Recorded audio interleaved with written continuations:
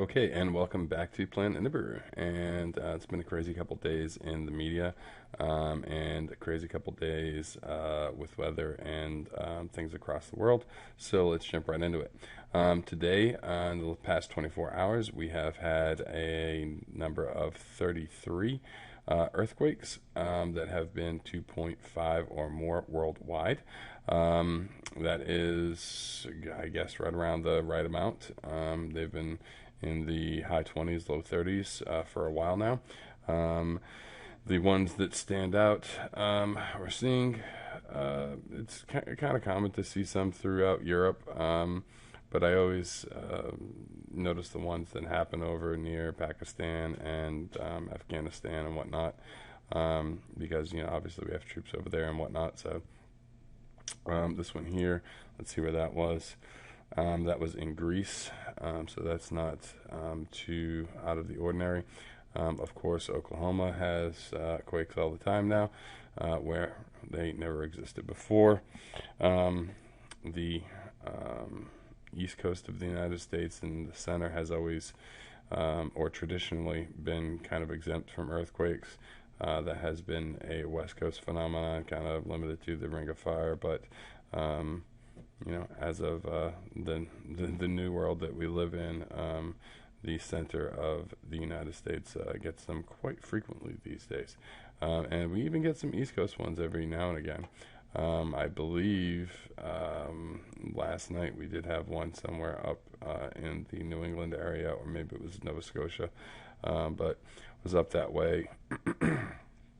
But it wasn't a huge one. So, but anyway, we have had a good amount of activity, as you can see, with 33 earthquakes that have happened.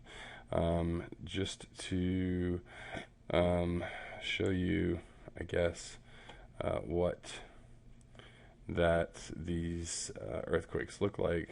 Well, let's take a look and see what the largest would have been here. I think the 5.7 is the standout. Yeah, that would have been in Mexico. So 4.9s, 5.2s. Yeah, the 5.7 is pretty close to a 6 down here in Mexico again, right along the Ring of Fire. So not out of the ordinary. Obviously, 5.7 is not too huge. But let's take a look at what that actually looks like. I have a piece of software called Earthquake 3D that kind of illustrates the shock waves created by an earthquake, and it's pretty crazy to look at what the shock waves of these earthquakes look like. So you can see at 2.5 what this earthquake looks like, the shock wave, how deep it goes into the planet, how far outside of the planet the shock wave travels. So if this were, like, let's say this was a nuclear weapon that was detonated at whatever depth this was. I'm not sure which quake this was, but let's say it was 19 kilometers deep, let's say. This is the shock wave that it would have generated at that power of a 2.5 earthquake. Let's take a look at some of the bigger ones. This is a 4.2 and a 4.5. I mean, these are rather big shock waves. As we can see down here, this is a pretty big, this must be this one here, this must be the 5.7, maybe some of these, this might be the 5.2, yeah, this is the 5.2 here. So you can see this is a pretty massive shock wave. That would cover a large portion of even say, if you look at, like, here's the western coast of Africa. So if you take this ball here, it would cover a large portion. It would be felt in many, many countries of the western coast of Africa. So it's kind of crazy to think about what some of these larger earthquakes might look like. Let's jack this up to, like, say, a 6, and then let's go back in time here and say, yeah, look at what a 6.2 looks like.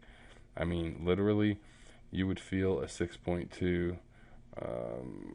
Half the continent of Africa would feel some sort of shaking from a 6.2 because the shock wave that is caused from a 6.2 magnitude earthquake is so great. You can imagine, we haven't had any nines recently, and thank God. But the 9.2 that was out in San Francisco, that was probably felt almost to the East Coast, some level of shaking, because the shock wave that is generated by something that massive would be literally almost maybe a quarter the size of the planet. So you have to. This is a really good program that shows you the shock wave and what is really being the power that is really being generated by these earthquakes. So Earthquake 3D, it's free on cnet.com or download.com. I think that this piece of software does a great job of illustrating just what we're dealing with. Just like the helical model of the solar system, how the sun travels through the universe and drags all the planets in its wake, and we're all circling around it like that plate model we're used to seeing. But what we're not used to seeing is that the sun is moving. It's not static and just floating there, and we're all just floating around it in this nice, peaceful little pattern. No, we're being dragged behind the sun in its wake, and we're all swirling around it. Anyway, if you get a chance and you're into this type of thing, definitely download Earthquake 3D. Because it will give you a great visual representation of what you're seeing here on this map. When we see all these earthquakes and we look at them and we go, oh, that's a 3.6 or oh, that's a 5.2, you can go into Earthquake 3D and look and see what a 5.2 really means and is. So it's again, information. And that's why I love the community of people who are into researching Planet X, because it's people who think for themselves. It's people who think outside the box. It's people who get pieces of information and start to connect the dots for themselves and say, why did we only have under 50 earthquakes a year in 1900, 1901, 1902, and now we have almost 50 a day. If we take this and kick this out to, say, 30 days, 1,286 earthquakes. So we've had almost 1,300 earthquakes in the past 30 days. That is it's just amazing. I mean, we wouldn't have had 50 a year. Now we're having 1,300 a month. So it tells you something has changed, something is happening. When you start connecting all the dots, you can see that I believe, and a lot of others believe, that there is a large planetary, or maybe it's a dwarf star or something like that. Maybe it's a black hole traveling or something. It's really hard to tell at this point, but there is some type of entity traveling through our area of the galaxy, and certainly coming near, or maybe it's even entered our solar system, and it is exerting a lot of force in a lot of different ways on a lot of different planets. So get out there, do your homework, and take a look at what's really going on. In the news, of course, if you haven't heard, I mean, this story it's been out there the past few days, and again, it's one of those things where you want to bite your tongue because you don't want to say anything. I don't want to call it inflammatory, because there's really no way to inflame this. I mean, this is about as inflamed as it gets without anyone having to say anything. If you haven't heard, if you haven't read it, the basic pieces of the story are that there was, I think there was, at one point they said there was 5. Now they're saying that maybe there was just 3 Muslim boys, refugees, they call them, although I don't see them as refugees, but so be it, because I think only one of them was actually from Syria. One was from Sudan, the other was from Iraq, and the third was from Syria. So maybe he was a refugee, but even still, these are people who should not be here, and they were ages like 10, 14, and 7, raped and peed on this little 5-year-old girl, and now we have a special prosecutor supposedly silencing Americans with threats of arrest for bringing this up, for drawing attention to this case. Well, get your house in order. Quit bringing in people that come from these countries that have a rape culture, and let America be America. We have a normal way for people to immigrate to this country. My people were not from this country. I am only the third generation of people in this country. 150 years ago, my family did not live here. Most of them lived in Portugal, and all of them lived in Portugal. And 2 generations ago, 3 of my grandparents came over, and 4 generations ago, the 4th grandparent came over. So they came over the right way. They came through Ellis Island. They applied to be American citizens. They worked their butts off to be American citizens, but they did it the right way. And, they didn't just get handed everything when they got here. They didn't get a free card. Oh, you can just come to the United States and we'll give you free everything. They got here and they had to work for everything they got. But anyway, basis of this story is that Wendy J. Olson, the U.S. Attorney for Idaho, this lady here, indicated in a statement that Idahoans who spread false or inflammatory information about the alleged Muslim perpetrators may be subject to prosecution. I mean, why are you going to prosecute the people of your state when a little girl from your state was raped by 3 people who are not from this country and shouldn't even be here? Again, the boys accused, 14, 10, and 7. The families were evicted from the apartments where it happened. Thank God. The 2 older boys were immigrants from Sudan. The youngest was from Iraq. So none of these kids now, we find out, are from Syria, where the supposed refugees are coming from. This lady made a comment after some website published some erroneous information that the girl was raped at knife point by Syrian refugees. Well, okay, maybe they weren't from Syria. Did they use a knife? I don't know. But the whole point is that the basic facts did not change. The fact is that this happened, and these little young men are responsible for a heinous crime, and they all come from countries with a very, very, very strong rape culture. And I'd like to see where the social justice warriors are now. Are they out there protesting this? Are they out there shedding light on this rape? Are they out there protesting the fact that we are importing at a massive rate people from these countries who think that rape is okay? If they think that the United States has a rape culture problem with the people who have been here for the past 5, 6, 8, 10 generations, then they're in for a really, really rough road when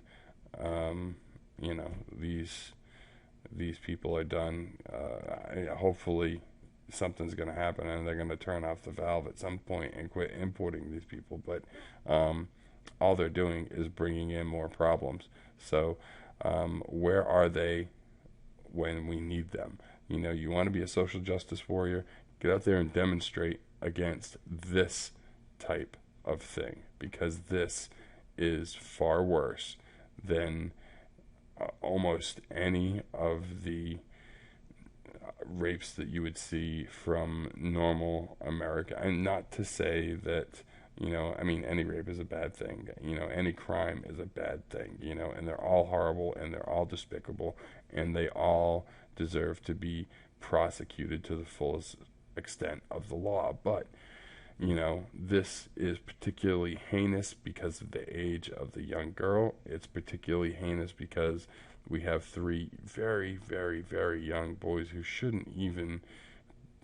be thinking about things like this. And, certainly the 10 and the 7-year-olds, it's hard for me to fathom the upbringing of these children where, at 10 and 7, they're doing things like this. What are they going to be doing when they're 20 and 30 and 40? That's what worries me. Anyway, it's part of the news. And so the Democrats also believe that client skeptics should be prosecuted. We don't need data because we can see climate change. Well, okay. I'll give you that. The data all points to the same thing anyway, that global warming ended about maybe 15, 20 years ago, and I have entered a period of global cooling, actually. But the planets are heating up, but they're heating up from the inside, from the core, and it's not just our planet, it's all of the inner planets.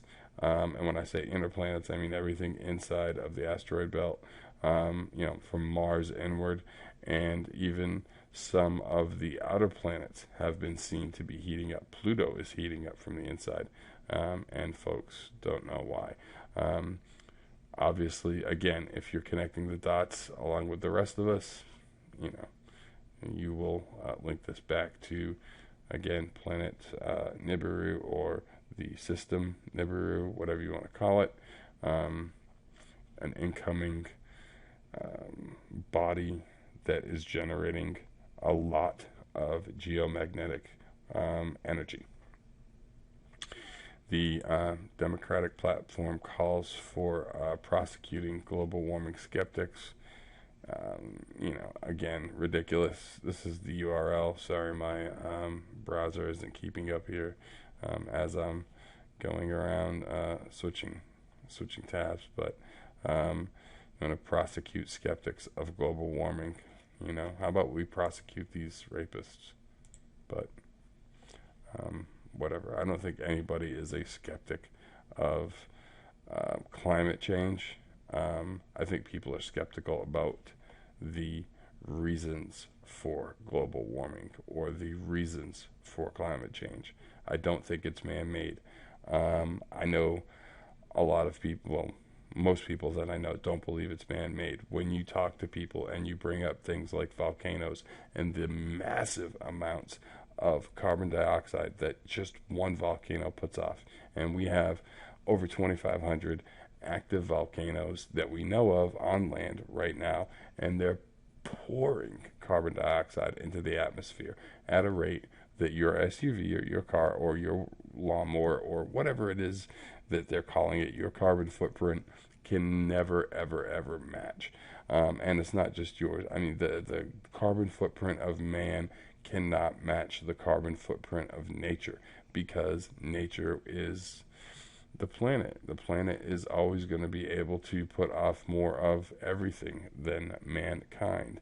What we're doing is a drop in the bucket compared to all of the methane that is being released around the world, especially from like undersea volcanoes that we can't even count. We know that a lot of them are there, but we can't count the number of them because the ocean is so vast and it's just so unexplored that we just can't even get a gauge on how many are out there. But there are a large number of underwater volcanoes that are putting off not only carbon dioxide, not only methane, They're also putting off sulfur dioxide, which is causes acid rain. It rises into the atmosphere and mixes into the clouds and falls down as acid rain. So sulfur dioxide, carbon dioxide, methane, which they never, ever, ever, ever talk about. How can you have a serious conversation about greenhouse gases when you just totally disregard methane? It's ridiculous. And methane is just natural gas. We managed to tap into massive underground wells, if you will, of natural gas, and then we put it in tanks, and then we ship it and we use it for power for vehicles. There's buses that run on natural gas. Many homes are heated through natural gas. So, and that all comes from the planet itself. So, to say that global warming is caused by man is just ridiculous. Then why did we have ice ages and warm periods throughout the history of the world when man wasn't even here? How did all those ice ages and warm periods, ups and downs, peaks and valleys, where did they come from when there were no SUVs to cause them? It doesn't make sense. It's just if you're not skeptical about the reason for global warming, then you're a sheep, and people can tell you anything. People can sell you the Brooklyn Bridge. I mean, in my mind, if you're not doing your own homework and not thinking for yourself, then you really don't deserve the right to talk about things that you don't know about. Do the homework. Look at the number of tons of methane. I'm talking megatons of methane that is being put off, and it's not mentioned in any of these supposedly scientific documents where they're talking about global warming. So if you're not going to mention methane and you're only going to solely talk about carbon dioxide, then the whole discussion is worthless, because you're not taking into account all of the greenhouse gases. So I guess that is what it is. Moving on to the next story that we have. If it'll load, I was talking about the Olympics and how it's really going to be not such a big win for either Brazil or the Olympics in general. I was just reading a couple days ago where a busload of athletes were robbed at gunpoint at the torch lighting ceremony itself. A jaguar came running out of the bushes and had to be shot. The athletes who are already there are tweeting back to the folks at home in America or in their countries, Germany or France or wherever they're from, saying don't come. It's the conditions are terrible here. Stay at home, watch it on TV if you can, and that's that.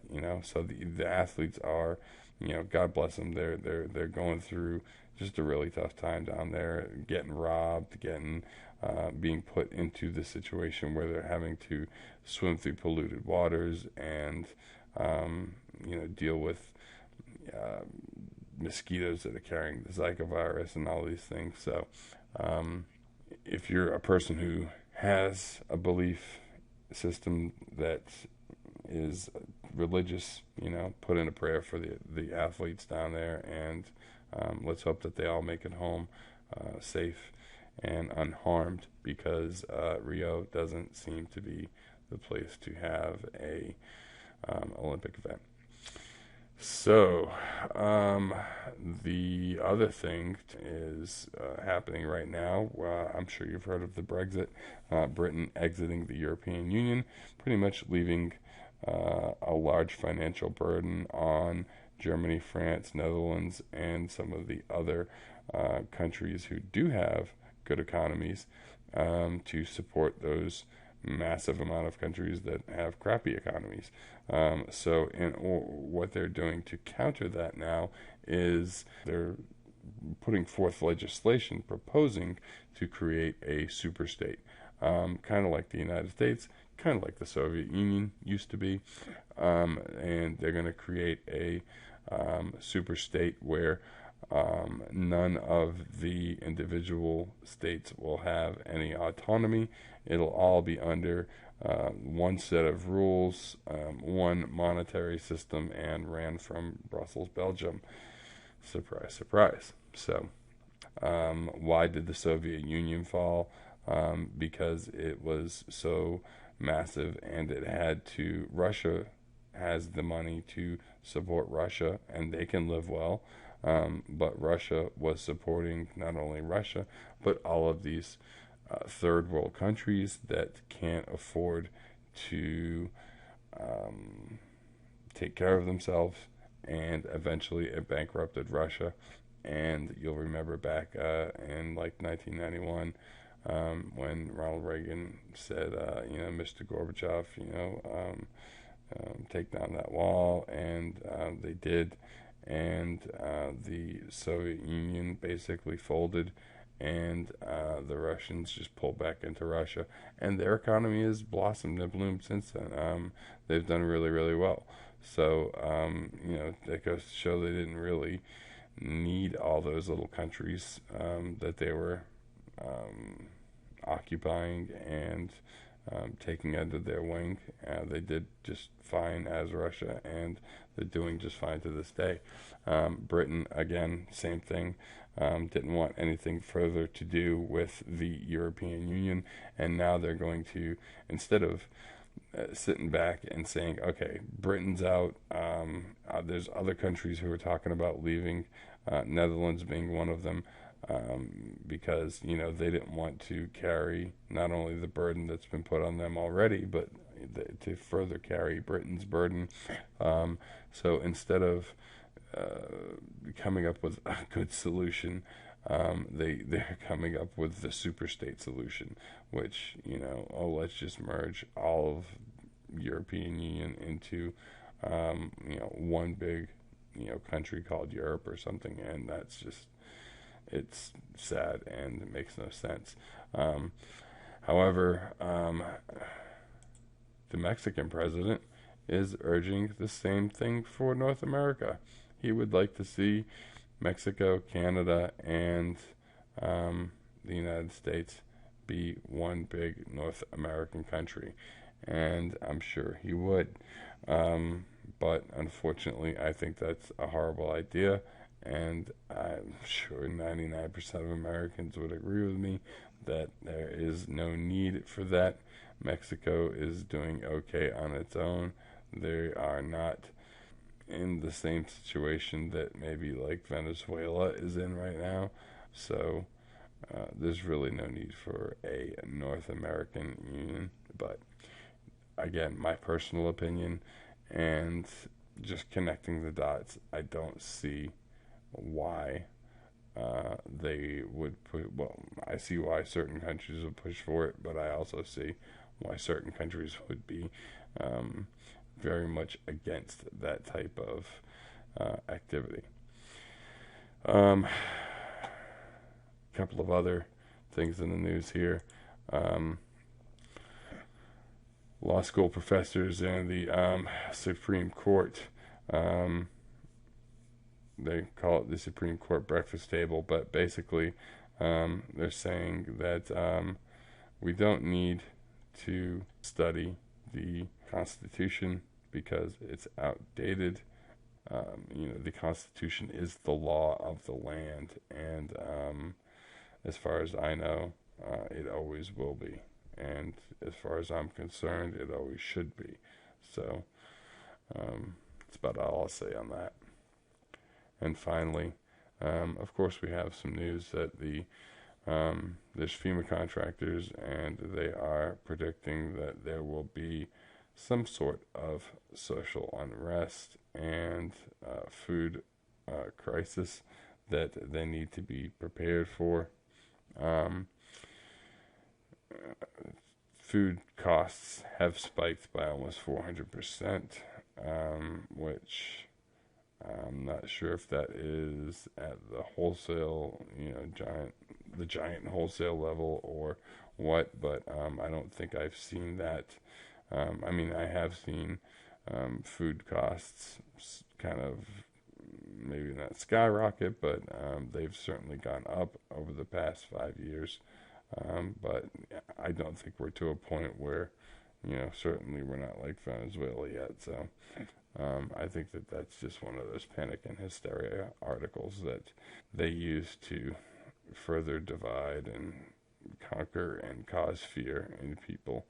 I don't think we are in any danger of missing any meals anytime soon. So, that being said, that is about all for today. And keep your eyes on the skies and watch for events that are relative to planet Nibiru or the planetary system coming in. And because, we never know when and where this thing is going to appear and the effects that it will have on us when it does. So in the meantime, let's all remember the golden rule: treat others the way you want to be treated, and the world will be a better place. And that's Planet Nibiru signing off, and we'll talk to you soon.